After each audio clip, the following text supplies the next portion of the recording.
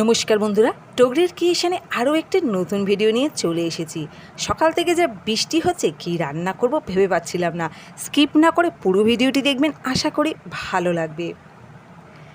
এখানে আমি দুটো কাঁকরোল নিয়ে নিয়েছি একটি আলু, আর নিয়ে নিয়েছি কিছুটা ভেন্ডি। এই সবজিগুলোকে ভালো করে ধুয়ে কেটে নেব। তো দেখুন, সবজিগুলোকে ভালো করে ধুয়ে কেটে নিয়েছি। নতুন বন্ধু হলে বলবো সাবস্ক্রাইব করে পাশেই থাকতে। তো আলুগুলো আমি গোল গোল করে কেটে নিয়েছি, এদিকে কাঁকরোলগুলো গোল গোল করে কেটেছি। এর মধ্যে এবারে আমি লবণ ও হলুদ মাখিয়ে রাখব। লবণ হলুদ মাখিয়ে রাখার ঠিক 10 মিনিট পর আমি রান্নাগুলোকে করব। আলুগুলোর মধ্যে লবণ হলুদ মাখিয়ে রাখলে আলুগুলো একটু নরম হয়ে যাবে। চলুন ততক্ষণ আমি একটি মিশ্রণ তৈরি করি।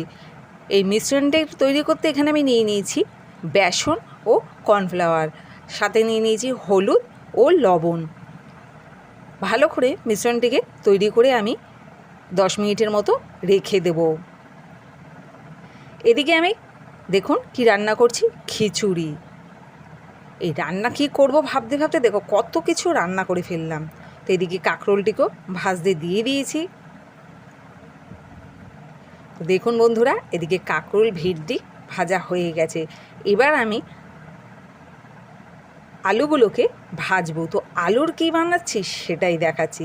খিচুড়ি করব, খিচুড়ির সাথে আলুর চপ হবে না তা আবার কখনো হয়, তাই জন্য আজকে আমি আলুর চপ বানাচ্ছি। আর এই বৃষ্টিতে খিচুড়ি দিয়ে আলুর চপ অসাধারণ লাগে।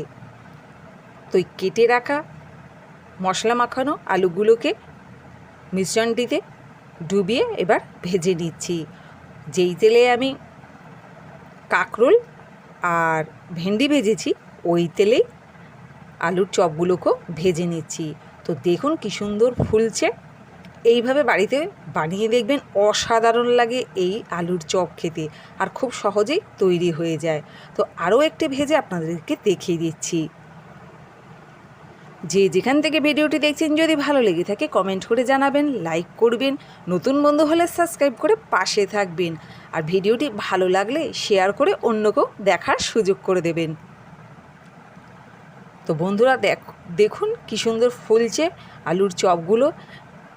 গরম গরম খেতে বেশি ভালো লাগে। তো বিকেলেও টুক করে বানিয়ে ফেলবেন এই বৃষ্টির মধ্যে। গরম গরম চায়ের সাথে অসাধারণ লাগে এই আলুর চপ। আমি তো খিচুড়ি দিয়ে খাচ্ছি। তো আপনারা বিকেলবেলা বানিয়ে নিতেই পারবেন যেদিন ইচ্ছে। শুধু বৃষ্টি বলেই বলবো না, যখন ইচ্ছে বানিয়ে নিতে পারবেন। আর কেমন লাগলো কমেন্ট করে অবশ্যই জানাবেন। তো চলুন দেখাই আজকে সকাল থেকে আরও কি রান্না করলাম। আলুর চপ দেখতেই পাচ্ছেন কত সুন্দর ফুলেছে।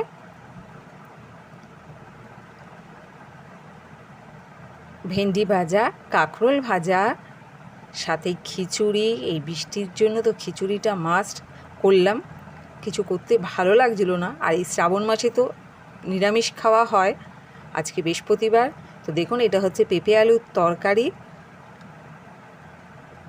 আর করেছি লুচি। কেমন লাগলো কমেন্ট করে জানাবেন, লাইক করবেন, সাবস্ক্রাইব করবেন, শেয়ার করে পাশে থাকবেন। ধন্যবাদ।